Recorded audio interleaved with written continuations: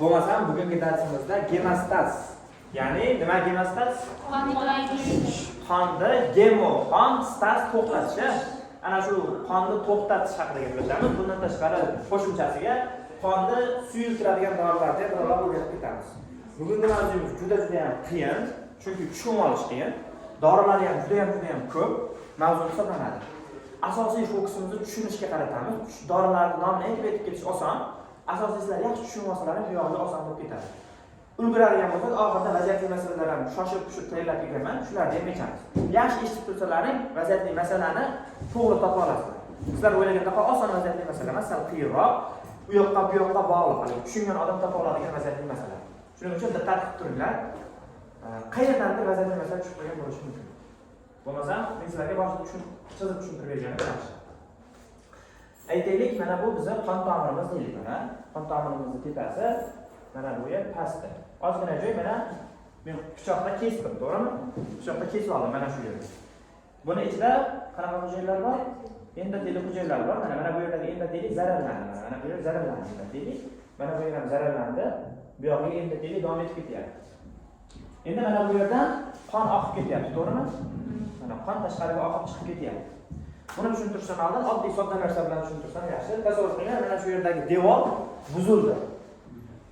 Tashqarida suv bor deylik, u yoq tarafda, ana shu tarafdan suv bu yoqqa oqib chiqib ketyapti. Men mana shu yerda bir balo oqib suvni to'xtatishim kerak, to'g'rimi? Nima qilaman birinchi o'rinda? Yopishim kerak. Endi yopadigan materialim g'isht deylik. G'ishtni birinchi terib chiqaman, to'g'rimi? G'ishtni terib qo'yib chiqaman. G'ishtni terganimda o'zi to'xtatish uchun yetarli bo'ladimi, bo'lmaydi? Yo'q, bo'lmaydi. Orasini shuvab, loy qo'yib, semenlab, bitonlab yaxshilab tashlashim kerak, to'g'rimi? Qonni ilish jarayoni ham xuddi shunaqa. Birinchi o'rinda g'ishtni terib olamiz. G'ishtni versiyasi bor, trombosit. Trombotsitlar nima qiladi? Mana shu yerni to'sib beradi. Undan keyin trombotsitlar bir-biriga yopishib, bu yerni to'sib bergandan keyin u yog'iga shuvash, yana zichlash jarayoni ketadi. Uni fibrin degan moddalar ta'minlab beradi. Fibrin. Ketdimi? Mana. Birinchisi g'isht qo'yish jarayoni qanaqa bo'ladi? Mana bu endoteliy zararlandi-ku. Endoteliy zararlansa, uni ichidan maxsus tuzilmalar qonga chiqib ketadi. U tuzilmaning nomi von Willebrand faktor deyiladi. Von Willebrand faktor nima qiladi? Mana bu endoteliy zararlansa, uni ostida nima bor? Ozgina miqdorda bo'lsa ham. Subendoteliyat soha bor, kollagen bor, to'g'rimi? Mana shu kollagenning ustiga o'tirdi. Nima o'tirdi? Von Willebrand faktor o'tirdi. Von Willebrand faktorga endi bitta trombosit kelib turib, endi qonda trombosit oqib ketyapti, to'g'rimi? O'zini retseptor bilan tegib ketadi. Bu retseptorning nomi deyapti nima ekan? Glikoprotein glikoprotein 1B. Glikoprotein 1B deb nom qo'ygan ekan endi olimlar. Shunaqa kallasiga kelib qoldi shuna. Xo'p, endi bu trombosit bog'landi-ku, to'g'rimi? Bu trombosit bu von Willebrand faktor bilan bog'langandan keyin mana bu aktivlashib ketganda ichidagi maxsus moddalarni qonga chiqarib tashlaydi. Bu moddalar bo'lishi mumkin. 5 ta dona modda yozishdan kerak. Tromboksan A2, kalsiy, fibrinogen, serotonin, ADP degan modda. Patologiyada o'tgan ekansizlar bu imtihonlarda. Shu narsa bir takrorlanadi xolos. Mana shu aytayotgan moddalar nima qiladi endi? Bu trombositga ta'sir ko'rsatadi. Bu trombositga ta'sir ko'rsatsa, misol uchun ikkita narsa ta'sir ko'rsatadi bu trombositga. ADF bilan tromboksan. ADF ta'sir ko'rsatib turib, mana bu trombositni aktivlaydi. Aktivlagandan keyin bu trombosit yuzasidan retseptorlarni chiqaradi. Bu retseptorning nomi deyapti. Glikoprotein 2B chiziqcha 3A. Shunaqa deb nomlab qo'ygan ekan, iloji yo'q, shuni yo'llab olasizlar. Nimaga shartni ustida desalaring, albatta shart, chunki mana bu yetishmasa kasallik kelib chiqib qoladi. Glikoprotein 1B yetishmovchi tufayli kelib chiqqan kasallik bo'ladi. Kimdan biladi? Glasman trombositopeniya degan kasallik eshitganmizlar qaydada? Eshitmaganmisiz? Nima deyapsiz? Eshitganmisiz? Yoki bo'lmasa, mana buni ingibillaydigan dorilar bor. Hozir o'tamiz. O'ta muhim, shuning uchun eslab qolishdan kerak ekan demoqchiman. Haligi mayda chuyda narsa emas bu. Xo'p, mana bu trombosit. Endi bu moddalar boshqa trombositlarga ta'sir ko'rsatadi, to'g'rimi? Ular ham o'zaro retseptor ajratadi, chiqaradi.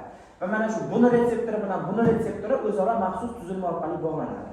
Bu tuzilmaning nomi fibrinogen. Nogen. Fibrindan keyin nimadan chiqdi? Aktivlashgan trombositdan chiqdi. Xo'p, mana nima bo'ldi hozir? Endoteliy zararlansa, endoteliyadan chiqqan hormonlar faktor mana shu yerga o'tirib turib bitta trombosit aktivlaverdi. Bu trombosit qolgan trombositlarni aktivlaverdi. Natijada bu yerda nima bo'ldi? Endi trombositlar bir-biriga yopishdi. Tushundingmi? Trombositga mana bu yerga kelib o'tirishi, birinchi trombositda o'tirishi adgeziya deyiladi. Boshqa trombositlarda o'zaro bir-biri bilan yopishishi agregatsiya jarayoni deyiladi. Tushundingmi? Oddiy narsa-ya bu, o'tib o'rganasizlar, bilmoqchi yo'q. Endi buni o'zi yetarli miqdorda bo'lmaydi. Qon to'xtamaydi, chunki mana bu yerdan sizning baribir qon chiqib qolaverishi mumkin, baribir sekin miqdorda bo'lsa ham, bizga ko'rinadigan darajada bo'lmasa ham baribir qon chiqib turadi. Endi buni men nima qilishim kerak? Atrofini fibrin bilan o'rab, zichlab, chirmab, arqon qilib hech narsa o'tmaydigan qilib qo'yishim kerak. Mana shu jarayonda koagulyatsiya jarayoni deyiladi. Koagulyatsiya. Demak, nechta jarayondan iborat ekan qon to'lishi? Adgeziya, agregatsiya, koagulyatsiya. Bizning dorilarimiz adgeziya bilan agregatsiya bilan koagulyatsiyaga ta'sir ko'rsatadi. Agregatsiya va koagulyatsiyaga, adgeziyaga ta'sir ko'rsatadigan dori yo'q. Kim tushunmadi? Shu jarayon haqida gaplashamiz. Endi hozir men chizib tushuntirib oldim. Endi bu yog'ini mana bu o'zi ko'rsatgan tomirlar uchun kuydiradigan apparatdan koagulyator. Koagulyator endi yopib qo'yadi. Teshikda. Mana shu so'rga qilib qo'yadi. Birda yopib qo'yadi. Hop, ketdi. Bo'lmasam gemostaz. To'xtanglar. Oldin normasini tushunaylik, keyin narsalarga o'tamiz. Qaranglar. Qon ketdi, trombositlar ana shu yerda to'sdi. Endi mana bu fibrin to'ri hosil bo'lish kerak edi-ku. Fibrinni hosil bo'lishi biz o'ylagandan oson emas ekan. Qiyin ekan. Juda ham oddiy jarayon emas ekan, juda ham qiyin bo'lar ekan. Mana oxiri mana fibrin hosil bo'lyapti, mana fibrin to'r. Bu to'rni hosil bo'lishini ikki xil yo'li bor ekan. Ikki xil yo'l. Tashqi yo'l bor ekan, ichki yo'l bor ekan. Nimaga tashqi deyilgan, nimaga ichki deyilgan bo'lsa, mana shu fibrinni hosil bo'lishini dastlabki bosqichi nima orqali aktivlashganiga bog'liq. Nima demoqchi? Mana qon tomir yolladi, kesildi, tashqaridan qon chiqib ketyapti. Tashqaridagi qon nimalarga ta'sir ko'rsatadi? Ana shu atrofdagi to'qimalarga ta'sir ko'rsatadi, to'g'rimi? Haligi to'qima haligi qonni ko'rgandan keyin o'zidan maxsus moddalar ajratib tashlangan. Ana shu moddalarning nomini o'pshi umumiy qilib turib, tissue faktor, to'qima faktorlari deb nomlab qo'ygan ekan. Bu modda nima qiladi? O'sha fibrin hosil bo'lishini boshlab beradi. Hozir gaplashamiz. O'sha fibrin hosil bo'lishini boshlab berar ekan, oxiri fibrin hosil bo'lar ekan, nima aktivlayapti? Tashqaridagi modda aktivlaganligi uchun bu yo'lda tashqi yo'l deb qo'ygan ekan. Tushundingmi? Ichki yo'l qana boshlanadi desa, ichki yo'l qon tomirda ichidagi tuzilmalar orqali boshlanadi. Qon tomir zararlandi, uni ichidagi kallagin ochilib qoldi, to'g'rimi? Endoteliy zararlansa yoki uni ostidagi bazal qavat ochilib qoldi. Ana shu bazal qavat, kallagin fibrin hosil bo'lish jarayonini boshlab ekan. Qon tomirda ichidan boshlanyaptimi fibrin hosil bo'lishi? Shuni hisobiga bu yo'lda nima deyiladi ekan? Ichki yo'l deb ataladi ekan. Tushundingmi? Endi mana bu yo'lda to'liq yo'llab olishimiz kerak. Nimaga desa, oralarlarda kelib chiqadigan kasalliklar bor. Gemofiliya kasalliklarining bir nechta 3 ta turi bor. 8, 9, 10 ga yetishmasa. Mana bu yerda mana estrogen inhibitorlar juda ham muhim. Biz ko'rsatayotgan dorilar mana shu ichkaridagi jarayonlarga ta'sir ko'rsatadi-da. Shuning uchun hammasini to'g'ri yo'llab olishimiz kerak. Lekin afsuski buni men sodda qilib tushuntira olmayman. Buni sodda qilib tushuntirishning iloji yo'q shunchaki. Bo'ladigan raqamlar ketma-ketlikdan iborat bo'lgan jarayonda bu. Ko'p misol keltiraman. Siz menga uyingizni tushuntiring desam, o'ngga burilasiz, chapga burilasiz, to'g'ri yurasiz deb tushuntirasiz. Uni mantiqiy sodda tushuntirishning iloji yo'q. Buni ham sodda tushuntirishning iloji yo'q, shunchaki yo'llab olamiz. Kelishdik-a? Tashqi yo'l qanaqa? Tashqi yo'lda mana to'qimadan chiqayotgan maxsus moddalar qon tomir ichiga kirib turib, qon tomirdagi 7-faktorda aktivlangan. 7 mana aktiv belsiga aylandi. 7 ni aktiv qoladi. 7 dan 7 hosil bo'lar ekan. Nima? To'qima faktorlari. Bo'ldimi? 7A endi nima qilar ekan? 10 da aktivlangan. 10. 10 dan 10A, ya'ni aktiv. A degani aktiv degani. 10 da A hosil bo'lyapti. 10A 5A bilan birgalikda, 5 ta aktivlanganlik holati bilan birgalikda 2 ni aktivlaydi. 2 endi 2A ga aylandi, 10A bilan 5A yordamida. 2A dan 1 aktivlashib turib 1A hosil bo'ladi. Endi 1A bu fibrin hisoblanadi. Fibrin u yoqda hosil bo'lib turadi. Tushundingmi? 7, 10, 10 bilan 5 birgalikda 2 ni aktivlaydi, 2 birda aktivlaydi. Qiynmasa 7 10 5 bilan birgalikda 2, 2 dan 1. Shunaqa yo'lda olasizlar, bo'lmasa yo'q. Tashqi yo'l chegisi, ichki yo'l chegisi, ichki yo'l. Haligi kallaga ochilib qolsa, basalg'ot ochib qolsa, o'sha geometriyalik faktorlar yurayotgan vaqtda 12 tegib ketarkan tomonga 12 dan 12 ga hosil bo'ladi. 12 dan keyin 11. 11 agaylanadi. 11 dan keyin 10 masakanda 9 ekan. 9 agaylangandan keyin 8 a bilan birgalikda 10 da aktivlaydi. 10 u yoqqa ketaveradi. 5 a bilan birgalikda 2, 2 dan 1. Tushundingmi? 12, 11, 9 8 bilan birgalikda 10 u yoqqa ketdi. 2 1. Oddiy narsa. 9 8 bilan birgalikda, 5 2 bilan birgalikda. 5 2 bilan birgalikda. 10 bilan 5. Yo'q, 5 10 bilan birgalikda. 2 dan. 9 8 bilan birgalikda. Shunaqa. Xo'p, endi mana shu yerda hamma gematologik faktorlar jigardan hosil bo'ladi, lekin mana bu 5 trombositlardan hosil bo'ladi. Agarda aktivlashib ketdi trombosit, voluminiran faktor bilan glikoprotein bir-biriga bog'lanadi. Mana shu trombositdan hosil bo'ladi. 8 endotelidan hosil bo'ladi. Qolgani jigardan hosil bo'ladi. Bo'ldimi? Jigarcha Jigar narsasi maxsus patologiyada degan faqat voluminirandan boshqa hammasi jigarda narsa bo'ladi deb patologiyada. 8 onamdan hosil bo'ladi, endotelidan hosil bo'ladi. Balkim jigardan ham hosil bo'ladi, lekin katta miqdorda endotelidan hosil bo'ladi. Bilmadim, men o'rganishim bo'yicha endoteli. Buni qarab ko'rish kerak ekan bunaga. Xo'p. Endi qaranglar. Oxirida baribir fibrin hosil bo'ldimi? Fibrin hosil bo'lib turib, to'rni ustini qopladi. Endi fibrinlarni o'zaro yana chirmashib tashlasa, yana o'zaro bog'lab tashlasa, yanada mustahkamroq bo'ladi-da. Shuni ta'minlaydigan faktor bor ekan, endi uni 13 deb qo'yishibdi. Fibrinni yanada zichlashtirib o'rab tashlayotganda yanada mustahkam qilib berar ekan. Shuning uchun fibrin 13-faktorda fibrinni stabillovchi faktor, fibrin stabilizing faktor deb nomlanadi. Tushundikmi?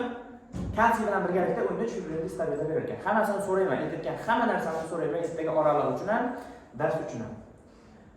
O'ta qiyin. Oldin o'rganganliklaring sal yordam beryapti, Xudoga shukr. Agar bo'lmasa, sal qiynalib qolarlar. Endi Xudoga shukrki, olimlarimiz hamma 7 ni, 12 ni, 11 ni, misol uchun 12 ni nomlab qo'ygan, biz uchun shart emas. Hagiman deb nomlab qo'ygani bizni darsimiz uchun shart emas. 11 da, 9 da hammasini ilmiy nom bilan nomlab qo'ymagan ekan. Ayrimlarni nomlab qo'ygan ekan, shuni yodlab olsak bo'ldi. Misol uchun nomini so'raysiz. 13 nomini so'rayman. Fibrin stabilizing faktor deyman. 7 ni so'raysiz. 7 ni so'ramayman. Chunki 7 nomi yo'q-da. Tashqi omil. Yo, tashqi omil orqali aktivlashadi u. Tashqi omil. Shunchaki. Ikkala nomi bor ekan. Protrombin deb nomlab qo'ygan olimlar. Ikkala aktivatsiyasi nomi bor ekan, trombin deb nomlab qo'ygan ekan. Protrombindan trombin hosil bo'lyapti, 2 dan 2A hosil bo'lyapti. Birida nomi bor ekan, fibrin, nagin, birida aktivatsiyasi nomi bor ekan, fibrin ekan. Kim tushunadi? Ana tushundimi? Bo'lmasa yo'q. Qolgan narsalarni o'ylashimiz. Qaytarib olamiz boshqatdan. Endoteliy zararlansa trombosit bilan voluminiran faktor kelib turib. Voluminiran faktor trombositdagi nima bilan bog'lanadi? Glikoprotein bir-biri. Bog'lanib trombosit aktivlashsa o'zidan faktor 5 ta ajratdi, ADPni ajratdi, kalsiyni ajratdi, tromboksanni ajratdi, fibrinagi hammasi qolgan trombositlarni aktivlashtirib, trombositlardan nima chiqdi endi? Glikoprotein 2 1 3 A chiqdi. Shu orqali trombositlar bir-birini yopishtirib o'radi.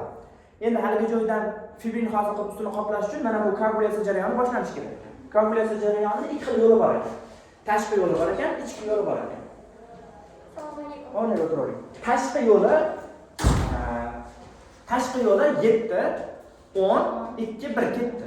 Ichki yo'li 12, 11, 9, 8 bilan birgalikda 10 bu yoqqa ketdi. 2, 1 bo'lib ketaveradi. Oddiy narsa. Nomi bor ekan, nomlari bor ekan. Protrombin ekan 2, trombin ekan 2A. Fibrinlagan ekan 1, fibrinlagan 1A. 13A ni fibrin stabilizatsiya faktori. Bo'ldi. Shu narsa. Yana bitta men normal narsani tushuntirib qo'yishim kerak, undan keyin dog'larga o'tib ketamiz. Hajmagacha shundalarga bitta normal jarayon bor. Bu jarayon gematologik faktorlarda jigarda aktiv holatga o'tib chiqishi. Misol uchun jigarda to'g'ri bular hosil bo'ladi, lekin bular aktiv holatga o'tishi uchun o'ziga kalsiy degan moddani biriktirib olish kerak. Kalsiy nimadan chiqadi? Yo'q, qon tomiriga. Trombositlardan chiqadi. Haliga trombosit aktivlashdi-ku. Endi ular kalsiy orqali aktivlashar ekan. Ya'ni A formasiga o'tish uchun kalsiy kerak ekan. Endi ular kalsiyni o'ziga biriktirish uchun kalsiy birika oladigan gruppani biriktirib olish kerak, to'g'rimi? Misol uchun men bitta jigardan endi hosil bo'lgan gematologik faktor aytaylik 7 ta deylik. Men aktiv holatga o'tishim uchun, mendan keyingi gematologik faktorni aktivlashim uchun men kalsiyni biriktirib olishim kerak. Lekin menda qo'l yo'q kalsiyni biriktirib ushlab oladigan. Menga qo'l berib qo'yish kerak ekan. Ana shu qo'lim bo'lsa, keyin men kalsiyni ushlab olar ekanman-da, keyingi fermentlarga gematologik faktorda aktivlay olar ekanman. Demak, menga qo'l berib qo'yadigan moddani oti nima ekan desa, vitamin K ekandir ekanmiz. Vitamin K nima qiladi desa, 2, 7, 9, 10, protein C, protein S degan moddalarga karboksil guruhlarni biriktirib qo'yadi. Keyin ular qonga chiqib ketadi. Qachondir muammo bo'lsa, kalsiy orqali aktivlashadi. Oddiy qilib aytganda, aktiv holatga o'ta oladigan preaktiv holatga aylantirib beradigan vitamin K. Tushundingmi? Muammosi yo'q. Bo'ldi shu narsa. Endi yana bitta narsa qoldi. Endi bu qonni ilishini tushunyapsiz-ku hozir. Qonni ilishi bilan qonni suyulishi normada turishi kerak. Chunki hozir qonni iviydigan faktorlarni nazorat qilib turmasak, lipid urib ketib qolishi mumkin. Shuning uchun organizmimizda o'zida normada qonni suyultirib turadigan tuzilmalar bo'lishi kerak. Bu tuzilmalar 4 ta bilan sanab bersalar bo'ldi. Protein C, protein S, antitrombin va bittasini o'tganmiz biz, prostacyclin. Prostaglandin E2 deyiladi. Prostacyclin tromboksinning teskarisi edi, eslanglar bo'lsa. Qon-tomirni kengaytirib, suyultirib beradi. Ana shu demak qonimizni suyultirishda ishtirok etarkan endoteliyalardan hosil bo'ladi. 4 ta narsa qonni ilishiga to'sqinlik qilib, qonimizni normalda saqlab berib turar ekan.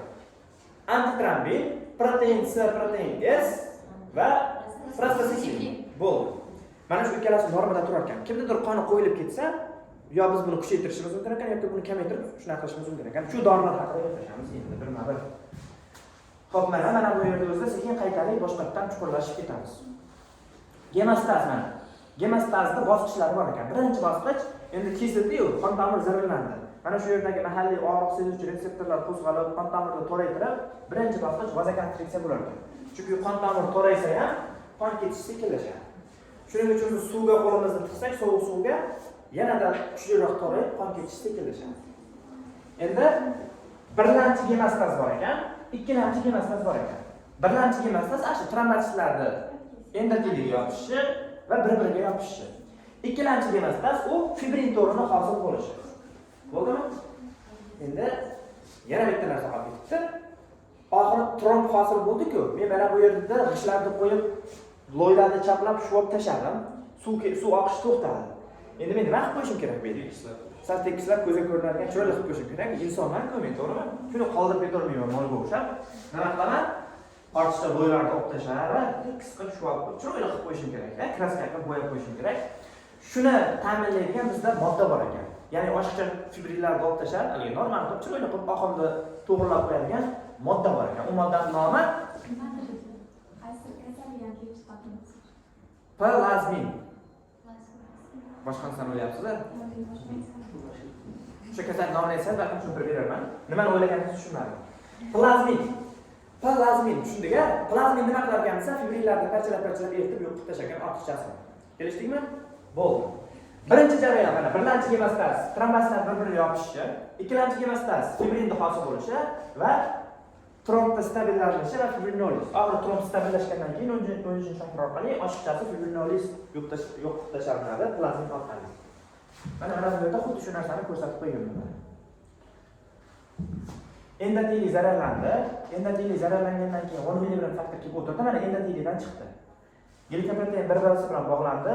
Endi bu o'zidan ADF'ni ajratib tashlaydi. Endi boshqasidan kelgan ADF mana bunda o'tirdi deylik. Bu endi glikoprotein 2 va 3 aylanib chiqardi. O'zaro fibrinogen orqali bog'langan. Shunaqa narsa. Shu. Plazmin qachon aktivlanadi shunda? Plazmin o'zi aktiv. Qayda bo'ladi, qachon aktivlanadi? Qonda plazmin erkin bo'ladimi qonda? Erkin holatda bo'lmaydi, plazminogen holatida bo'ladi. Keyin u aktiv bo'lish uchun qanday stimul bo'lish kerak-ku? To'g'ri savol. O'zi aktivlagan narsa bormi demak, esimdan chiqib ketib qoldi to'g'risi. Plazminogenda plazminga aylantirib beradi. Shu nimadir aktivlarida esimdan chiqib qoldi, uni qarab ko'raman. To'g'ri, nimadir aktivlarda plazminda. Balki mana aktivlashgan gematologik faktorlar va nimadir aktivlarda esdan chiqib qoldi. Uni qarab qo'ying. Plazmin xullas eritib beradi, to'g'ri kelishdik. Endi mana bu yerda vaskular faza. Nima? Qon tomirida to'rayish fazasi. Nima to'raytirib beradi desa, maxsus kengaytiradigan moddalarning kamayishi to'raytirib beradi. Prostasiklinning kamayishi, inoni kamayishi to'raytirib beradi. Kelishdik a? Xo'p. Endi birlamchi gemastaz. Birlamchi gemastaz nima edi? Trombotsitlarda joyiga o'tirishi, aktiv agregatsiya jarayoni. Shuni 3 ta bosqichga bo'lib qo'yibdi.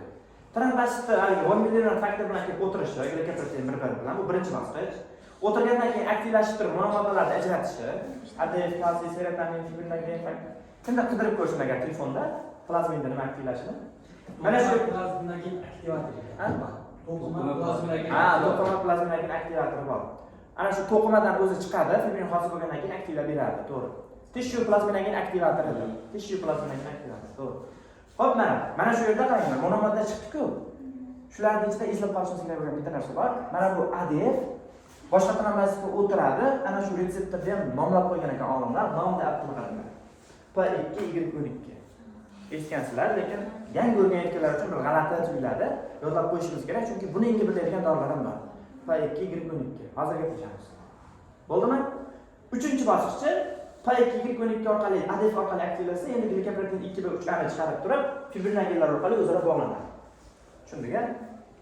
Xo'p. Bitta narsani aytib qo'yay, trombosit o'zi dumaloq shaklda bo'ladi, bunaqa meyda shaklda. Aktivlashgandan keyin bunaqa yulduzchaga tikanli shaklga aylanib ketib qoladi. Natijada shu yaxshiroq to'satda mana bu yerda. Endi ikkilamchi gemastazda koagulyatsiya faktorlari ichki tashqi yo'l orqali aktivlashib, oxirgi fibrin hosil bo'lish jarayoni bo'ladi. Buni tushundik a? Xo'p, mana bu qaysi yo'l? Ichki yo'l. Mana bu-chi? Tashqi yo'l. Mana bu tashqi yo'l. Mana bu umumiy yo'l bo'ladi. 10 dan keyin o'xshashdi-yu, shuning uchun umumiy yo'l deb qo'ygan. Endi bitta o'ta muhim narsani aytib o'tib ketishim kerak. Shuncha tushungan bo'lsalaring, dorilarni boshlashdan oldin bitta narsani tushuntirib qo'yishim kerak. Bizda qon ketish holatlarining sababi har xil bo'lishi mumkin. Misol uchun trombotsitda muammo bo'lsa, qon ketib qolaveradi, to'g'rimi? Yoki ichki yo'ldagi faktorlarda muammo bo'lsa ham qon ketib qoladi. Tashqi yo'ldagi faktorlarda muammo bo'lsa ham qon ketib qoladi. Ana shu qon ketishini qaysi sababini bilish maqsadida olimlar diagnostika usulini qo'yib ko'rishgan. Bizda 3 ta diagnostika usuli bor. Xo'p, birinchisi bleeding time deydi. Endi o'zbekchasiga qonlash vaqti. Qonash, hammasini tushuntirib beraman hozir. Keyingisi PT, prothrombin time. Keyingisi PTT, partial thromboplastin time. Inglizchasini bilishlarni shart emas. Shunchaki mana qonash vaqti nimani ifodalab beradi desa, qonash vaqti trombotsitlarda qanaqa ishlayotganligini ifodalab beradi. Misol uchun men hozir so'zni kesyapti turib deylik, sabzi. Qo'limni kesib oldim. Kutib tursam 3 minut 5 minutda agar men sog'lom bo'ladigan bo'lsa, qon to'xtash kerak. Nimaga to'xtaydi desa, 3-5 minut ichida trombotsitlar kelib turib, adgeziya agregatsiya jarayonini o'tib, ana shu yo'lni qisman to'sib beradi va qon menga ko'rinmaydigan o'sha qonimayotgan holatga o'tib qoladi. To'g'ri, o'ta minimal darajada qon o'tib turadi, lekin ana shu qonni to'xtatib berish uchun trombotsitlarning o'zi yetarli bo'lar ekan. Demak, bleeding time, qonash vaqti bizga nimani ko'rsatib beradi? Adgeziya bilan agregatsiyani jarayonni normal ishlayotganini ko'rsatib berar ekan. Normasi 3-5 minut bo'laveradi. Xo'p, prothrombin time nimani ko'rsatib beradi desa, prothrombin time, PT nimani ko'rsatib beradi desa, PT bu tashqi yo'lni ko'rsatib beradi. Tashqi yo'l. PTT nimani ko'rsatib beradi desa, PTT bu ichki yo'lni ko'rsatib beradi. Ichki yo'l. Bu o'ta muhim. Nimaga desa, yusimala keyslar yechasizlar do'stlar. Yusimala keyslarni yechgan vaqtlarida sizlarga qonash muammosi bilan kelyapti, bleeding time shuncha, ya'ni PT shuncha, PTT shuncha deb qo'yibdi, qaysi doridan foydalanyapti, qanaqa kasalligi bor deb qo'yadi. Sizlar qonashni bu qonayapti ekan, u shu qonash bir xil bo'laveradi. Lekin tashqi yo'lda muammo bo'lsa, monogematologik faktorda muammo bo'ladi. Ichki yo'lda muammo bo'lsa, mana bu gematologik faktorda muammo bo'ladi deb bilishlar kerak-da. Shunaqa narsa. Dorilarimiz ham shunga ta'sir ko'rsatadi. Shuning uchun mana buni aynan PT nima, PTT nima bilib olishlar kerak. Endi o'zimda mnemonikamda aytib ketay, balki sizlarga foydasi yetib qolar. Chunki bir oy o'tgandan keyin PTT desa qaysi biri ichki edi esdan chiqib qolaveradi-da. Men o'zimda shaxsan shunaqa bo'lgan. Shuning uchun o'zimda mnemonika bormi? Play tennis mnemonikam bor va play hamma biladigan so'zlar bular. Table tennis degan mnemonika bor. Play tennis degan nima degani? Tennis o'ynash. Play table tennischi? Stol tennis o'ynash. Qaysi birini ichkarida o'ynaymiz uyda ichida? Stol tennis. Tashqarida o'ynasa shamol uchib ketaveradi. Play tennisni tashqarida o'ynash kerak, ichkarida sovuqlaydi. Play tennis PT nimani ko'rsatar ekan? Tashqarida ko'rsatar ekan. Stol tennischi ichki o'yin ko'rsatib beradi. Charkash xolasi kerak uchun bu. Shunaqa. Hop, endi fibrinolis. Fibrinolis jarayoni nima desa? Fibrinni parchalash jarayoni. Nima fibrinolis qilinadi desa? Plazmin tishu plazminagin aktivator orqali aktivlashib turib, fibrillarni parchalab tekislab beraveradi. Shu jarayon. Bo'ldi. Endi mana bu yerda tabiiy antikoagulant, ya'ni tromb hosil bo'lishiga qarshi bo'lgan tabiiy o'zimizdagi moddalar. Haligida aytdim, antitrombin, protein C, protein S, prostacyclin. Endi o'shalarni yo'llash. Bo'ldimi? Hop, antitrombin nomidan bilinib turibdi, nima qilib beradi? Trombinga ingibitorlar beradi. Trombin nima edi u? Protrombindan trombin hosil bo'ladi. Necha shtatda? 2 yil. 2 A yil trombin. Demak 2 A ni bloklarganda antitrombin, to'g'rimi? Protein C bilan protein S nimani bloklaydi desa, 5 bilan 8 ni bloklaydi deysizlar. Eslab qolasizlar. Oson yo'l yo'q. 5 bilan 8. Prostaglandin 2 nima qiladi desa, tromboksinga teskari ta'sir ko'rsatib, qon tomirni kengaytirib, suyultirib beraveradi. Bo'ldi. Mana shu yergacha diqqat qilib, suhratmada shu bolaga o'xshab uxlab qolmagan bo'lsalaring, bu yoqda yaxshi tushunib ketasizlar. Yuragim siqiladi-da, shu uxlab qolgan bolalarga ko'rsam. Chunki uxlab qolish ustozni yaxshilab o'ta olmayotganligidan bo'ladi. Sizlar o'tishmasa ham bo'ladi, lekin Kuchli charchaganman. Dorining narsasi nojo'ya ta'sir. Hop, dorilar lekin o'ta ko'p. Shuning uchun yaxshilab harakat qilib bilsang kerak. Hop, qaranglar. Mana shu yerda aytib qo'yishim kerak endi. Bugundan boshlab umuman dorini bog'lab berish yo'q. Вообще birorta bir ikkita qachondir rahmga qasab bog'layverman. Bugundan boshlab bog'lab berish yo'q. Sababi nima desa, endi haqiqatan shunaqa. Endi qaytib haliga gap buzilmaydi. Sababi nima desa, birinchi sababi bo'ldi o'zlaringga bog'langlar. Ikkinchi sababi deylik, birinchisi emas. Ikkinchi sababi bo'ldi o'zlaringga bog'langlar. Haliga shuncha bog'lab berdim, u odat shakllantirib olmasalaring, qolgan fanlaringni o'rganishlaring qiyinlashib ketaveradi. Birinchi sababi endi men kurs o'taman-ku, yaqinda bitta guruh ochganman, endi ularda sizlardan ustun jihati bo'lishi kerak. Men buni o'rganish uchun bu qancha sochim oqargan, qancha o'tirib mnemonika qilib chiqqanman, kurslarda qatnashganman, nimadirlar qilib o'rganib turib shu natijaga erishganman. Va hamma dorilarni tayyor yodlaganman. Shuning uchun endi qarasam bir xil qolyapti institut o'qish bilan o'qish. Shuning uchun ularning ustun jihati shu bo'lish uchun shunaqa qilib qo'ydim. Tushunarli bo'ldi. Hayolingizga kelgan narsa o'ngimizga chiqdi. Kasablar yaxshi qo'shilish uchun. Kursga qo'shilish uchun Telegramga murojaat qiladi. Reklama. Hop. Katta. Bo'lmasam qaranglar. Mana shu dorilarni bugun gaplashamiz. Vitamin K bu yoqda qonni qo'yiltirib beradigan, bu yoqda qonni suyultirib beradigan dorilar. Vitamin K misol uchun qonni qo'yiltirib beradi. Hozir hammasini gaplashamiz ta'sir mexanizmi. Desmopressin, antifibrinoliklar. Nima qilib beradi antifibrinolik? Fibringa qarshi Fibrinni parchalaydigan moddalarga qarshi. Ya'ni qonni qo'yiltirib berish kerak. Fibrinni parchalaydigan plazminga o'xshash bo'lgan dorilarga qarshi bo'lgan dorilar. Fibrinolizga qarshi ekanda antifibrinolis. Ha? Koagulyatsiyon faktorlari bor. Tayyor koagulyatsiyon faktorlari yasab qo'yilgan. Topikal gemostatiklar bor. Qaydan qolib ketgan bo'lsa, ana shuni to'xtatib beradigan. Mahalliy. Antitrombotik dorilar, qonni suyultirib beradigan. Antiagregatlar, antikoagulyantlar va fibrinolitiklar bor. Antikoagulyantlar nima qiladi? Koagulyatsiyaga qarshi. 12 ta faktor hosil bo'lish, aktivlashishni to'xtatib qo'yadi. Antiagregantlar trombositlarni bir-biriga yopishishini to'xtatadi. Fibrinolitiklar fibrinni parchalab beradi. Ta'sir mexanizmini men tushunib bo'ldilaring. Endi shularga qaysilar kirishini gaplashamiz. Birinchisi fraksiyalanmagan geparin. O'zi geparin hamma eshitgan-a? Geparinning ikki xil versiyasi bor. Bittasi uzun geparin, formulasini, molekulasini qarasalaring, molekulasi juda ham uzun bo'ladi. Shunaqa geparin bor. U geparinni olimlar nomlab qo'ygan. Uzun-ku u, fraksiyaga bo'linmagan. Shuning uchun fraksiyalanmagan geparin deb nomlab qo'ygan. Qisqa kichkina molekulalardan iborat bo'lgan geparin bor. U geparin nomini fraksiyalangan geparin deb nomlab qo'ygan. High molecular weight geparin deydi, low molecular weight geparin deydi inglizchasiga. Ko'rgan bo'lishlaring mumkin. Og'ir molekulyarli va yengil molekulyarli geparinlar. Shular haqida gaplashamiz. Birinchisi fraksiyalanmagan uzun geparin. U nima qiladi desa, bilvosita yo'l orqali 2 bilan 10A ni bloklaydi. Bilvosita degani to'g'ridan to'g'ri emasa, nima qiladi desa, antitrombin kuchli, antitrombinni aktivlab tashlaydi. Antitrombin 2A bilan 10A ni bloklab qo'yadi. Menimcha tushunarli. Antitrombin nima edi? Trombinga qarshi bo'lgan narsa edi, qonimizda normada suyib turib turadigan narsa edi. U aktivlashsa 2 bilan 10A ingibilani qo'yadi. Muammosi yo'qmi? Bo'ldi. Qachon ishlatilinishi oddiy narsa. Shunda 10 bloklansa, 5 ham bloklanadi. 10 bloklansa yo'q, 2 aktivlashmaydi. 5 bloklanmaydi. Umumiy yo'l. Umumiy yo'l to'xtaydi. Shunaqa narsa. Xo'p, keyin 2A ni ham bloklab qo'yadi. Xo'p, qaranglar, qachon ishlatiladi desa, qonni suyuntirish uchun qon qo'yiladi, ob ichidan narsa qilib tursa bo'laveradi. Mana bu yerda asosiy holatlar keltirib qo'yilgan. Chuqur venos trombozi bor. Oyoq venalarida tromb bo'lib qoladi. Yaxshiyamki ayollarda uchraydi u. Pulmonar emboliya bor. O'sha oyoqdagi venos tromboz ko'chib ketib qolsa, u ham ko'pincha yaxshiyamki ayollarda uchraydi. Shunaqa holatlar bor. Ana shunda tromb hali yo'q qoladi. Tromblarni yana kattayib ketmasligi uchun biz geparindan foydalansak bo'laveradi. Yusuf, miyokard infarktini oldini olish maqsadida, lekin mana buni bilib olishdan kerak.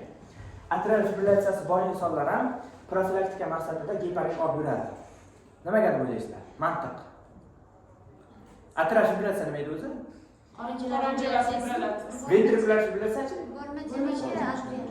Atrial fibrillatsiya o'lmachal fibrillatsiya. Ventrikulyar fibrillatsiya. Xolos, любой joyda fibrillatsiya bo'lsa, qonni suyib turib yuradigan mahsulotlar qabul qilib turish kerak. Nimaga deb o'ylaysizlar? Chunki ular kuchli emasdan keladi. Yo'q, qonni olib turib, sentrifugaga qo'ysa qon qo'yilib qoladi. Propagatda shiqillasalar ham qo'yilib qoladi. Yurak ham hozir 250 ta uryapti-yu, bitillayapti. Mana shu yerda qon tez bu yoqqa bitillaganligi hisobiga haligi trombotlar bir-biriga urilib, yorilib ketib qolsa, tromb xavfi yuqori bo'lib qoladi. Atrial fibrillatsiyasi bor insonda tromb emboliya xavfi juda ham yuqori bo'ladi. Ishemik insultlar juda ham ko'p yuzaga chiqib qoladi. Shuning uchun kardiolog bo'ladiganlar bordir oramizda. Fibrillatsiyasi bor, aritmiyasi bor insonlarni ko'rdilarmi? Qon suyultiradigan dorilarni albatta yozib berish kerak. Bu haligi ko'rsatmada shunaqa og'ir hol, davleniyasi borlar ham nima qiladi, geparin qiladi. Davleniyasi borlar ham bosh og'rig'i, o'sha qon quyilish hisobiga kelib chiqqan davleniya, bosh og'rig'i kuchli bo'lganda ham geparin hisoblanadi, onamni geparin qilsa bo'laveradi. Yosh kattalar qancha qonni suyultirib yursa yaxshi. Uning uchun ham qilaveradi. Bu narsani profilaktikasi maqsadida aytganman-ku men sizlarga o'tgan darsda aytdim. Uylaringda 40 yoshdan 45 yoshdan ko'p inson bo'lsa, aspirin yozib beringlar. Qon qancha suyuq bo'lgani yaxshi. Bugun shu aspirin o'rniga muqobil variantni ham o'rganib olasizlar. Mabodo oshqozonda yalma kelib chiqib qolsa, uni o'rniga dorini o'rganib olamiz. Kurantil degan dori. Fraksiyalanmagan geparin. Qarang. Endi biz geparin berib qo'ydik. Buni nojo'ya ta'sirini bilib olishimiz kerak-da. Nojo'ya ta'sir nima? Qonni suyultirilishi mumkin. Shuning uchun geparin qabul qilib yurgan odamlar vaqti bilan qonni tekshirib, qo'yiq suyuqligi nazorat qilib turish kerak. Biz berayotgan dori qanaqa darajada effekt berayotganligini aniqlash uchun. Shuning uchun nima qilar ekan desa, PTT ga tekshiriladi. Geparin olayotgan insonlar PTT ga tekshirar ekan. PTT da normaldagi vaqti yo 15 yo 40 sekundda. Esdan chiqib qoldi. Qaysi bittasi 15 edi, qaysi bittasi 40 edi. 15 gacha bo'lsa, ha bo'ldi, norma ekan deb xulosa qilinadi. Agar 15 dan o'tib ketgan bo'lsa, u ko'proq beraveryapmiz ekan. Shunaqa narsa. Geparin berdik. Eslab qo'yinglar. Geparinni normalligini tekshirib beradigan usulda o'tirib ekan, PTT tashqamida ichkamida. Ichkida. Xo'p, geparinni ko'p beraversak, agar qon suyulib ketib qolsa, uni antidotini ham yozib olishimiz kerak. Geparin berib qo'ydilaring, ko'p dozada beraveribsizlar. Qon ham yotibdi, ichidan qon ketyapti, yo qayerdan qon ketib qolsa, uni antidoti bor ekan. Protamin sulfat deyiladi. Ya'ni protamin deb yozib qo'yibdi. Protamin degan dori bor ekan. Shu antidot ekan. Bir 4 tani antidotni gaplashamiz darsimiz davomida, yaxshilab eslab qo'yinglar. Birinchisi geparindagi protamin sulfat ekan. Geparinning yana bitta nojo'ya ta'siri bor ekan. Bu ayrim insonlarda geparin qabul qilinsa, u o'zini yot oqsil sifatida, ya'ni gapten sifatida namoyon qilib, trombositlar ustiga o'tirib, immun hujayralar unga qarshi kurashib, trombositlarni yo'q qilib tashlashi mumkin ekan. Parchalab tashlab. Boshida giperkoagulyatsiya o'tib, keyin umuman qoni suyulib ketib, qon ketishlar kuchayib ketib qolar ekan. Ko'pchilik o'ylar ekan, voy haligi geparinni ko'p qilardan chetilib turib, PTT qilib ko'rsa, PTT normada chiqadi. Bu vaqtda qaysi ko'rsatkich yuqori chiqadi? PT emas. Qonash vaqti. Nimaga? Chunki travmashlar kelib ketyapti-ku. Xullas, hayotda uchrashi mumkin. Geparin yozib beriladi, qon ketib qolyapti. PTT o'lchab ko'rsalar, PTTni o'lchab ko'rsalar, norma chiqsa, qonash vaqtini tekshirib ko'rar ekansizlar. Oddiy. Qonash vaqtidan ko'ra trombositlar soni. Trombositni tekshirib ko'rsa ham bo'ladi. Endi qonash vaqti tekinda, qo'lni shunday kesasizda 5 minut kutasiz, operativ turasiz. 5 minutdan keyin aytganingizdan keyin umuman qon chiqmasi kerak bu yoqqa. Oddiy usul. Xo'p. Yana bitta nojo'ya ta'sir bor ekan. Surunkali geparin qabul qilib yuradigan insonlarda osteoporoz riski oshib ketib qoladi. Yaxshiyamki bu kasallik sariq sochli, oqdan kelgan ayollarda uchraydi. Osteoporoz riski o'zi ayollarda yuqori, geparin olsa yanada riski oshib ketib qoladi. Uni ham mexanizmi bor, endi tushuntirib o'tirmayman. Juda ham zo'r mexanizm bor. Nimaga ayollarda osteoporoz estrogenga bog'liq mexanizm bor. Xo'p. Qarshi ko'rsatmalar qon suyuq bo'lsa, gemofiliya bo'lsa, purpuralar o'tirib qon ketib qolsa, shunaqa holatlarda u oqquchma narsalar. Past molekulyar geparin, kichkina geparin. Geparin bilan bir xil haligisi. Mexanizmi hamma yo'q bir xil. Bunga qaysi kiradi desa, enoxaparin, deltaparin kiradi. Mexanizmidagi sal boshqachasi. U ham antitrombinni aktivlaydi. 2A bilan 10A ni ingibillaydi. Faqatgina ko'proq 10A ga ta'sir ko'rsatadi. Ishlatilishi bir xil. Yo'q. Past molekulyar og'irlikdagi geparinda yo'q, bu geparindan boshqa bo'lmas yo'q. Endi 10A faktor bir vosita ingibitorlar. Domlashida kleksan bilan bog'liq sabab bor. Ko'p joyda ko'rganman, operatsiyadan keyin bemorlarga kleksan turadi. Maqsad nima? Dravet sindromini oldini olishmi yo boshqami? Ko'p operatsiyalarda operatsiyadan keyin deyarli 1 yoki 2 marta dozada qiladi kleksan. Maqsad nima? Любой operatsiyada Doktorada praktika qilganimda har qanaqa ixnako'p bo'ladimi, gemoroy bo'ladimi? Yo'q, kesilma bo'lmaydi-ku, aytaylik. Unda e'tibor bersam, retsept hammasida kleksan bor-da. Mana sababini qonni suyultirish vaqti kerakdir. Yaxshiroq jarohatni bitishi, qon bilan immun hujayralari borib turib, yaxshiroq jarohatni bitirib tuzatib olish uchun kerakdir. Qaysi ma'noda masalan Dravet sindromini oldini olish mumkinmi? Dravet sindromi kelib chiqib qolishi mumkin. Endi u uncha kelib chiqmaydi sabablari. Masalan, homiladorlik operatsiyalarida kelib chiqib qolishi mumkin. Shunaqa holatlar bor. Endi infeksion kasalliklarda, masalan, meningitlarda Dravet kelib chiqib qolishi mumkin. Lekin operatsiyadan keyin Dravet kelib chiqishini eshitmaganman. Lekin aniq ishlatilishi kerak. Haqiqatan homiladorlikda kesilib qilinsa, buni amnion suyuqlik kirib ketib qolib, Dravet bo'lib ketib qoladi. Unda aniq ishlatish kerak deb o'ylayman. Lekin shu, men hozir topilayotgan mantig'im shu tezroq bitishi uchun bo'lsa kerak. So'rab ko'ring o'sha doktorlardan. Hop. Endi 10A faktorda ingibitorlar. 10A faktorda bilvosita ingibitor. Bu fondaparindoks kiradi, u ham geparinga o'xshash, antitrombin uchta aktivlaydi, 10A ni ingibillaydi endi u. 2A ga ta'sir ko'rsatmaydi. Qaranglar, og'ir molekulyar geparinlar bilan yengil molekulyar geparin 10A faktorda bilvosita ingibitorlarning hammasining ta'sir mexanizmi o'xshash. Antitrombin uchta aktivlaydi. Faqatgina fondaparindoks 10A ga kuchliroq ta'sir ko'rsatadi. Og'ir molekulyar geparin ular o'sha fraksiyalanmagan geparin ular ham 10A ga ham 2A ga bir xil ta'sir ko'rsatadi. Fraksiyalangan geparinlar 10A ga kuchliroq, 2A ga kamroq ta'sir ko'rsatadi. Qolgan hamma narsasi bir xil. 10A faktorda bilvosita ingibitorlari bu yog'i bir xil geparinga o'xshash. Endi parentral degani nima degani? Venadan jo'natishi, og'izdan boshqa usullar orqali qonni ilishib qon suyi o'sha qon ketishini to'xtatadigan dorilar bor ekan. Ular nima qilar ekan? Parentral berilar ekanda trombinda, ya'ni 2A ni ingibilab qo'yar ekan. Bu dorilarga mana bivaluridin, dizuridin, argarabar degan dorilar kiradi, argarabar. Mana shu dorilarni eslab qolasizlar. O'zi anqib turibdi pnevmonikasi. Juda ham oddiy. Jicha harakat qilib qo'yishlaring o'zi pnevmonika qilib lokatsiya qo'yishlaring bo'ldi. Shunaqangi lokatsiyaga qo'yinglarki, u haqiqatan qonni suyultirish uchun ishlatilsin. Alohida bitta qonni suyultirish uchun ishlatilgan bitta lokatsiya qilib qo'yinglar va dorini ko'rganlaringda ta'sir mexanizmi ham esga tushsin. Misol uchun selegelin desam nima deysizlar? Mtor narsasi. Yo'q. Seralin suv. Siligrinni qayda ishlatamiz o'zi? Antidepressiv. Ta'sir mexanizmi. Sevgilimga erishdim, mendan kechirim so'radi. Esdan chiqib ketib qoldi. Takrorlamaslar. Yo menimcha foydasiz o'zi. Mao ingibitor edi. Mirtazapin desam misol uchun, yoki bo'lmasa qaysi bo'lishi mumkin?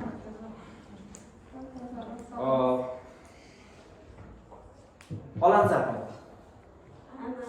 Haliga.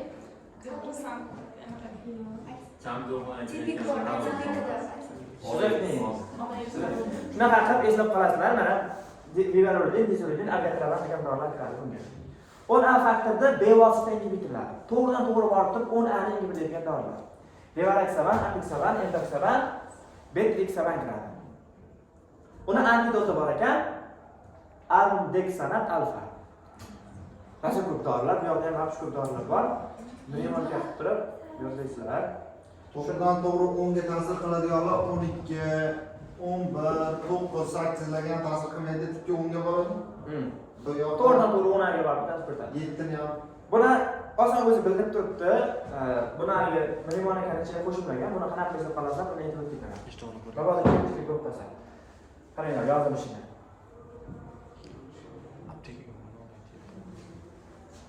Inglizchada shunday yoziladi-da. Misol uchun Apixaban. Shunday yoziladi. Kisaban dorilarni ko'rsalaringizlar, eslab qo'yinglar, inglizchada xaban deb yoziladi. Qarasalaringmi?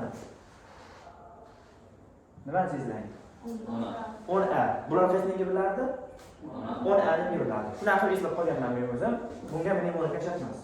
Hop, mana buni ham eslab qo'ygan bo'lsak, buni antidoti nima ekan? Andexanat alfa, ya. Buni eslab qo'yganmizmi? Andexanat desak, bu ham nima? 10A ya. Lekin mana bunda nima turibdi? Anti turibdi-ku, to'g'rimi?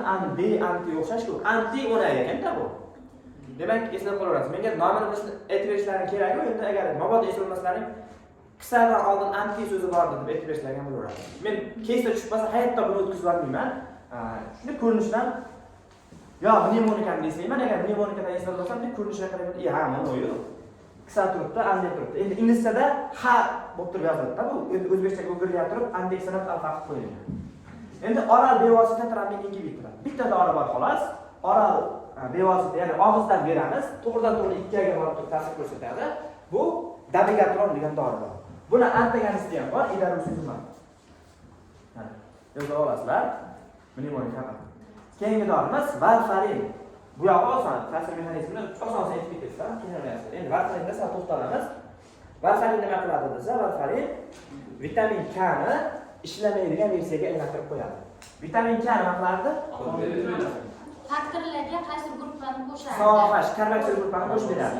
Qaysi faktorlarga desa, 2, 7, 9, 10 protein C va protein S. Xo'p. Endi vitamin K aktiv holatga o'tishini ingibitorlab qo'yar ekan. Vitamin K ichak mikrofloramizdan hosil bo'ladi-ku, bilasizlar uni.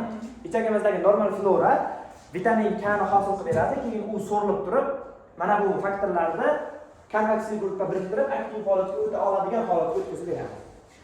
Men agar varfarin ichadigan bo'lsam, vitamin K ni aktiv holatga o'tkazib beradigan epoksid reduktaza degan ferment ingibitorlanib qoladi. Natijada vitamin K aktiv holatga o'tmaydi. Mana shu yerda eng muhim joyi bor, eslab qo'yinglar. Juda ham so'rayman mana shu deyarli ko'pchilikdan. Nima desa, varfarin bergandan keyin dastlab giperkoagulyatsiya bosqichi bo'ladi. Ya'ni qon qo'yilib ketib qoladi. Dastlab 1-2 kun boshida. Qon qo'yilib ketib qoladi, shunaqangi qo'yilib ketib qoladiki, tromb kelib chiqib, qaysidir a'zolarga qon bormay, ishemiya bo'lib, nekroz bo'lib ketib qolishi mumkin. Shunaqa. Shuning uchun varfarin ichishni boshlagan inson dastlabki kunlarda qonni suyultiradigan boshqa dori bilan ichish kerak. Misol uchun geparin bilan ichish kerak. Aspirin emas, geparin yaxshi. Chunki geparinlar gematologik faktorlarga ta'sir ko'rsatadi-da. Hop, nimaga degan savol tug'iladi, to'g'rimi? Nimaligini bilib ketishimiz kerak. Qaranglar. Mana bu gematologik faktorlar jigardan hosil bo'lib turib chiqdi qonga. Qonga chiqqandan keyin nechadir kun vaqt davomida yuradi. Qachondir qaydandir qon ketib qolsa, shart o'tib beraveradi. Muammosi yo'q. Endi mana bu faktorlardan mana bu ikkitasini umri qisqa ekan. Ozroq yasharkan, kamroq. Misol uchun, bularning vazifasi nima edi? 5 bilan 8. Da ingibitorlash, ya'ni qonni suyultirishmidi? Bularniki qonni qo'yiltirishdir, to'g'rimi? Xo'p, qonga chiqarildi. Men varfarin qabul qilishni boshladim. Endi jigarimdan umuman chiqmay qo'ydi mana bu narsalarning hammasi. Umri kami monomada bularda qonda umri kamligi hisobiga tugab ketdi, o'rniga jigardan chiqish kerak edi, chiqmay qoldi. Natijada nima ko'payib ketib qolyapti haligi nisbat. Monolar quyuqlashtiruvchilar nisbatan ko'proq bo'lib qoldi. Shuni hisobiga boshida tromb xavfi yuqori bo'lganda qon qo'yilib nekroz, bu terasda nekrozlar bo'lib chiqadi. Shuning uchun varfaringa geparin qo'shib beringlar. Agar bilmasdan varfarinni o'zini yozib olsalaring, 4-5 kundan keyin nekrozli to'siqlar bilan keladigan bo'lsa, varfaringa xulosa qilishdan kerak ekan. Birinchi yordamchi. Birinchi yordamda endi iloji haligi nekrozga uchragan to'qimalarni olib tashlab turib geparin qilinadi. Boshqa narsa. Mana narsada birinchi yordamda varfarin qilinadigan holatda yangi albatta geparin. Albatta boshqa geparin qilinadi. Birinchi yordamda varfarin qilinmaydi. Gapirgan xato kiradimi bu?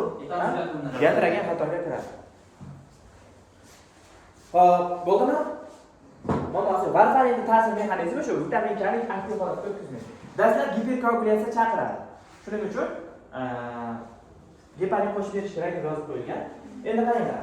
Varfarinning terapevtik indeksi juda ham past. Nima degani edi? Terapevtik indeksi juda ham past.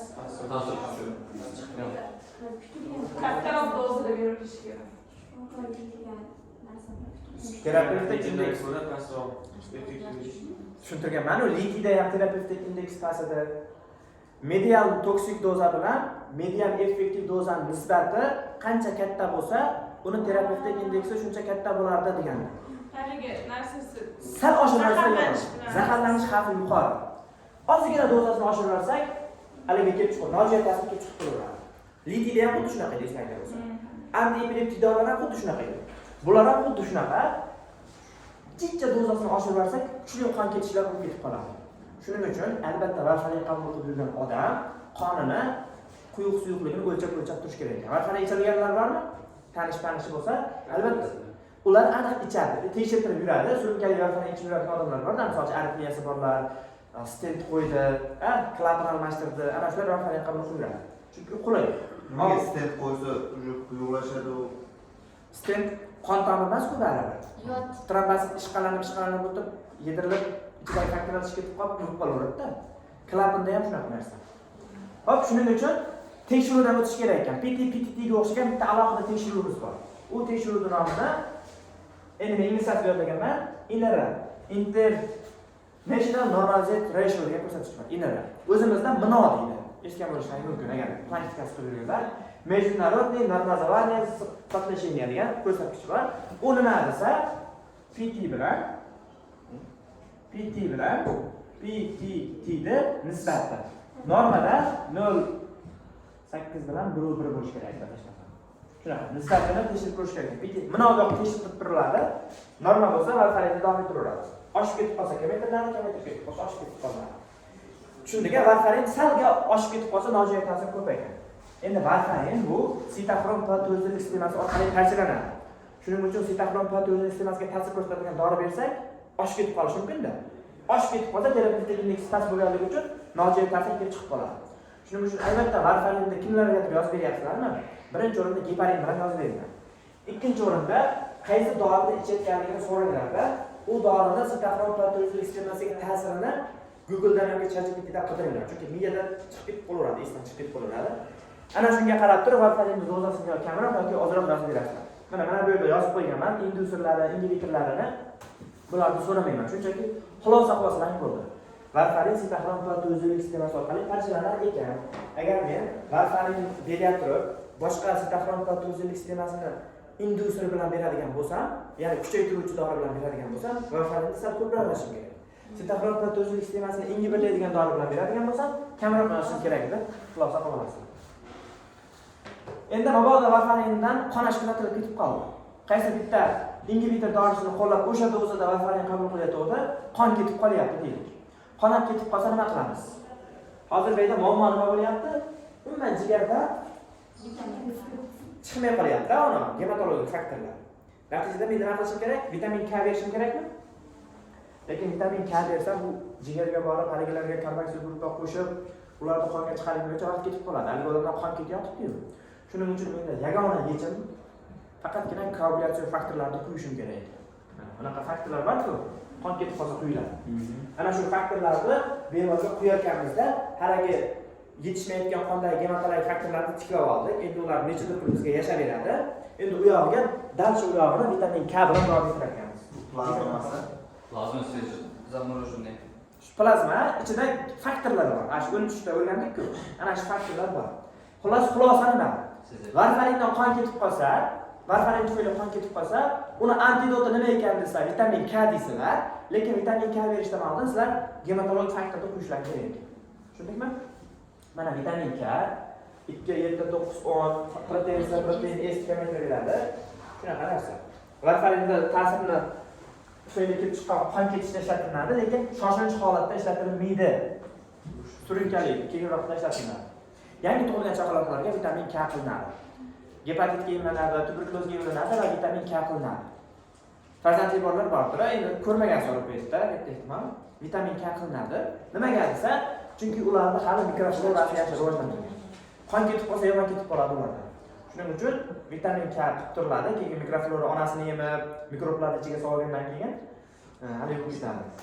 O'ziga Yaxshi bo'lib ketadi. vitamin K hosil bo'ladigan bo'lib ketadi. Plazma oqsil preparatlari ichida mana tayyor gematologik faktorlar bo'ladi. Varfarin tufayli qon ketib qolsa, yoki kuchli qon yo'qotish holatlarida, yoki bo'lmasa mana Dves sindromida, Dves sindromida giperkoagulyatsiya bosqichida qilmaysizlar, gipokoagulyatsiya bosqichida qilasizlar. Jigar kasalligi bor insonlarda, misol uchun jigar sirrozi bor insonlar vaqti-vaqti bilan qabul qilib turadi buni.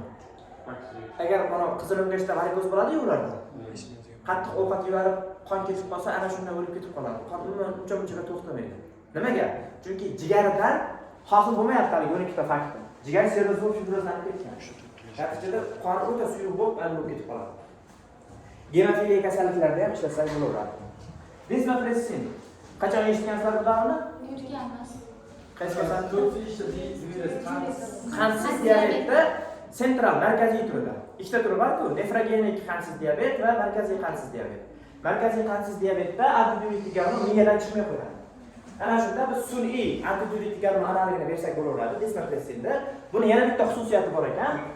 Von Willebrand faktor bilan nima deysiz tungi energizni ham beriladi. Yosh bolasi yeb qo'ysa ham antidiuretik gormon reaksiya o'tkazib turadi. Zo'r, yaxshi.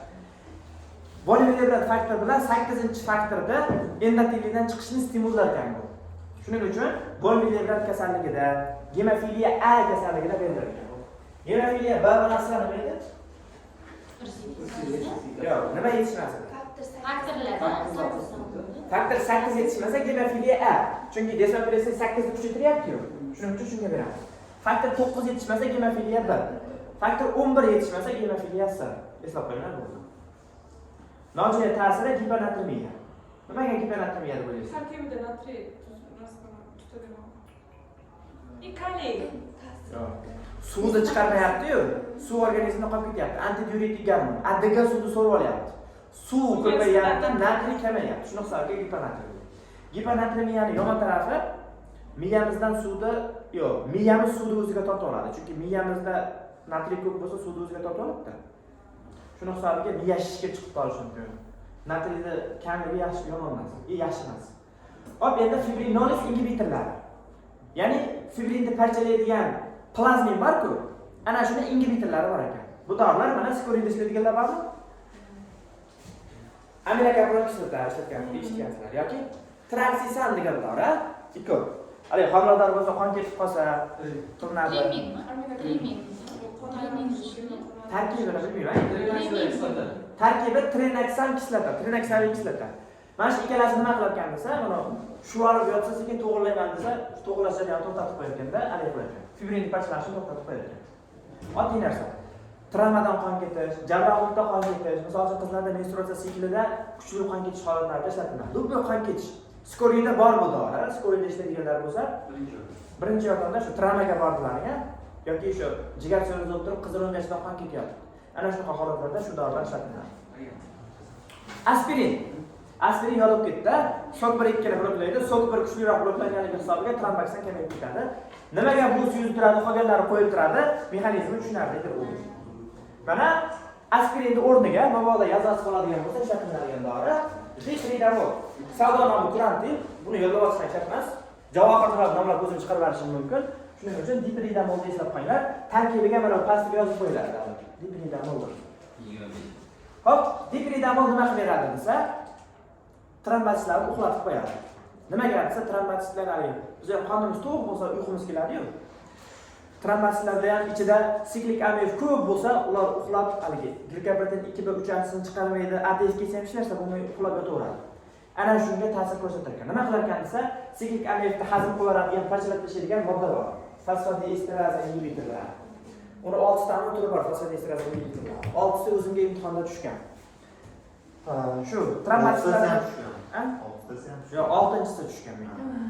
Fosfodiesterasni trombositlardan inhibitorlaydigan dorini oti nima ekan desa, dipridamoldir ekanlar. Ular trombositlardagi siklik amifni ko'paytirib turib, trombositlarni funksiyasini pasaytirar ekan. Agregatsiyasini inhibitorlaydi. O'sha mana aspirin o'rniga bemalol ishlasa bo'laveradi. Pa2Y12 retseptor inhibitorlari. Nima edi bu retseptor? ADP yo'q. ADF ta'sir ko'rsatgan retseptor nomi edi. Esga tushdimi? Hali nomni qaranglar deb aytdim-ku. Bu dorilarga kiradi, mana klaptagir, prosigir, tikagirlar va kangrilor dorilar kiradi. Vash ko'payib ketdi. Hali yana borda ham qizlar. Klaptagir ko'p ishlatiladi. Hop, Pa2Y12 bu ishlatilishida qoldi. Menga nomini aytib bersang ayni bo'ldi. Hop, mana nojo'ylar boshqa dorilar tashlashdan bular so'ramayman. Glikoprotein 2 va 3A retseptor inhibitorlari. Apsixaram, eptifibatin, tirafiban. O'z nomdan bilib turibdi. Buni o'rgatlar asosida. Alternativ voy. Hop, mana trombin retseptor antagonistlari.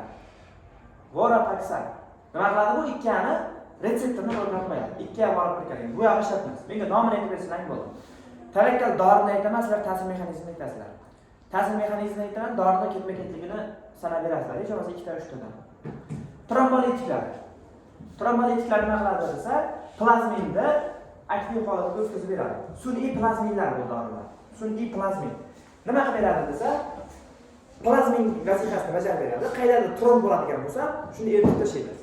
Tavsiya qilaman, uylaringda qari insonlar bo'ladigan bo'lsa, semiz, tromb xavfi yuqori insonlar bo'ladigan bo'lsa, albatta aldiplazin, sal qimmatroq dori-ku, lekin olib kelib shu yaxshi sharoitda saqlab qo'yishni so'rab qilaman. Tavsiya qilaman. Nimaga kutilmaganda miokard infarkti bo'lib qoldi deylik. Kutilmaganda insult, ishemik insult bo'lib qoldi deylik. Ana shunda sizlar shifoxonaga olib borganlarincha vaqt ketib qoladi. Vaqt o'tib ketib qolgan bo'lsa, stent qo'yamiz deydi. Bir balo pulga operatsiya qilish kerak uni. Agar uylaringda bu dori turadigan bo'lsa, aniq ishonch hosil qila olsalaring lekin. Endi buni bermaydigan holatlar ham bor. Misol uchun berib bo'lmaydigan holatlar bor. Nojo'ya ta'sirlarni inobatga olib turib, shunday venadan qilib qo'yishlarga qayda turib bo'lsa, shu o'tib berib beradi. Plazmin nima qilib beradi? Fibrinni parchalab tashlaydi-ku. Fibrin shunday parchalab yo'qib turib. insult paytida demak berib bo'lmasa. Demak, umuman berib bo'lmaydi, yo'q. Aniq sizlar miokard infarkti ishemik turligiga, insult ishemikligiga xulosa qilgandan keyin berasizlar buni. Tekshirmasdan ishemik gemorayit. Misol uchun semiz odamlar qon rangli bo'lib yotibdi.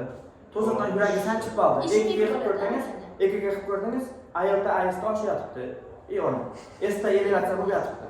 Shunda alteplaza qilinadi. Barisaga olib borsangiz ham qilinadi. 6 soatgacha qilinadi. 6 soat barisaga olib borsak, agar barisada bo'ladigan bo'lsa, aqlliroq shifokor bo'lsa, tez shu dorini olib keling desa, barisani o'zida bo'lmaydi bu dori katta ehtimol. 6 soatgacha qilinsa, bemorda umuman miokard infarkt asorati bo'lmaydi. 6 soatdan o'tib ketib qolsa mumkin emas. Nimaga desa, balkim patologiyada o'tgandirsizlar. Endi chuqurlashib ketaryapmiz-ku. Reperfuzion jarohat degan holat bor.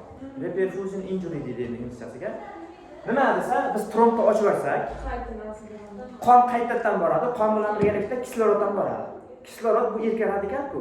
Haligi o'lgan hujayralarga ta'sir ko'rsatib, ularning ichidan zararli moddalar chiqarib tashlab, sog'lom hujayralarni o'ldirib tashlab, o'lgan hujayralarning sonini yanada ko'paytirib berish mumkin. Shuning uchun 6 soatgacha mumkin xolos bo'ladi. Aynan bilishimiz kerak. Misol uchun bitta uxlab turdi, tursa yuragi sanchyapti. Ularga mumkin emas. Chunki uxlayotgan vaqtda ham boshlangan bo'lishi mumkin-ku bu narsa. Vaqti aniq bo'lsa ishlatiladi unda.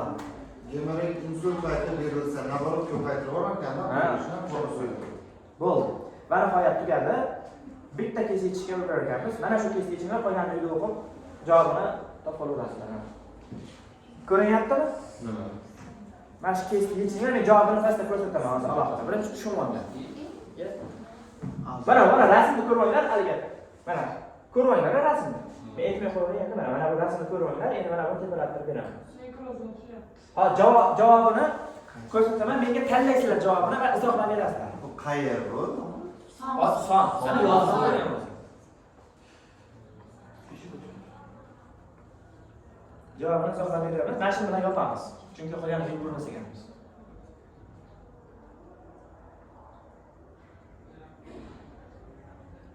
Tushundirammi? Javob ko'taringmi? Faqat 100 marotaba savol. Imtihonda shunaqa tushadi. Bu yo'ldan tarjima qilingan savol. Hali o'zlaringiz grant imtihonlariga ham tushadi.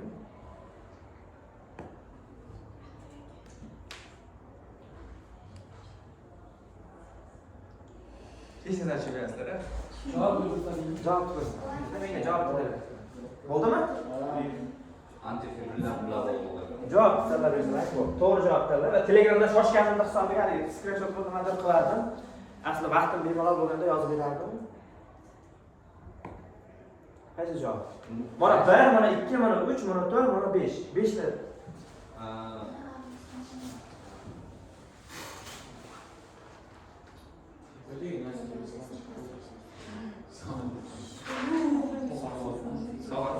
bitta kalam topoldim savoldan, bitta o'tinchi. Bo'ldimi? Keyin yana baho ko'rasiz. Terdagi o'zgarish nima sabab? Yo, bitta dori portlash, bunday bo'ladi. Ana, narsaga Bo'lmachilar. Bo'lmashlar defleksiyasi. Bo'lmachilar filtrasiyadan bo'yinni doriga. Haqiqatan kechirishtirmas ekanlar-a. Ishlashni bilmayaptilar-da. Mana vaziyat men tasavvur qilib beraman, o'sha bemor bo'lib beraman. Tasavvur qilinglar, meni atrial fibrillatsiya bor edi. Endi savolni shunaqa qilmoqchi deb bilmayman, nima demoqchi. Xullas, meni atrial fibrillatsiya bor edi. Menga endi bildilaringizlar. Fibrillatsiya bo'lsa tromb xavfi yuqori-ku. Menga mana dorini ichasiz yoki qilasiz deb menga yozib berdilar. Uyga bordimda shu dorini ichdim, qonni suyultirish uchun. 3-4 kun o'tgandan keyin, qancha vaqt o'tdi? 4 kun o'tgandan keyin qornimda har xil joyimda qora toshmalar toshib ketibdi. Sonimda ham bunaqa katta qora nekroz o'choq paydo bo'lib qoldi. Nimaga bunaqa bo'lyapti deyapti. Menga dorini topoldilar menga. Qaysi dori? Vitamin ketishida. Varfarin desa, qaysi javob? Oxirisi bo'ladi. Vitamin K yetishmovchiligi bo'ladimi? Qaysi javob? Espretin pasayib ketishi ham mumkin. Sizga espretin pasayishi. Hamma o'zi aytsa, kim qaysi deb o'ylaydi? Espretin darajasi. Vitamin K yetishmovchiligi deb o'ylaysiz-chi? Qo'yganlar. Shu qaysi javob to'g'ri? Espretin darajasi pasayish. Hamma shu fikrdan Qarang. Pasayib.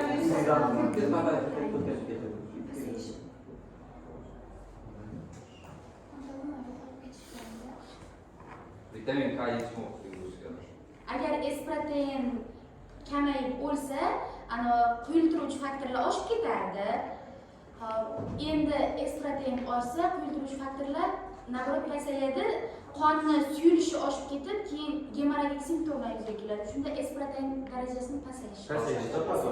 Nima bo'lyapti, izohlab beraman. Haligi rasm jigarni rasmiga o'taylik domla, o'sha holat. Ha, shuni hozir aytib beraman. Jigar rasm to'xtatib mana. Hop. Bemorga varfarin berildi. Varfarin nima qiladi? Mana bu hamma faktorlarning chiqishini to'xtatib qo'yadi. Lekin mana umri qisqaydi-ku, to'g'rimi? Qonda kamayib ketganligi uchun mana buni miqdori oshib ketdi. qoldi. Shuni hisobiga mana bular qonni o'tib, har xil joyda tromb hosil qilib ishimga keltirib qo'yapti. Mana bu miqdor. To'g'ri, gapni zo'r fikrladi. Ahadjon, bekorga grantchimiz. Shunaqa fikrlab topa olishlari kerak. Mana pastdagi savollarim bor. O'chirib qo'ying, o'zlaring ko'rib, haliga qo'llaverasizlar. Mabodo tushunmaslaring, gruppada yo'q so'rang, tushuntirib beraman.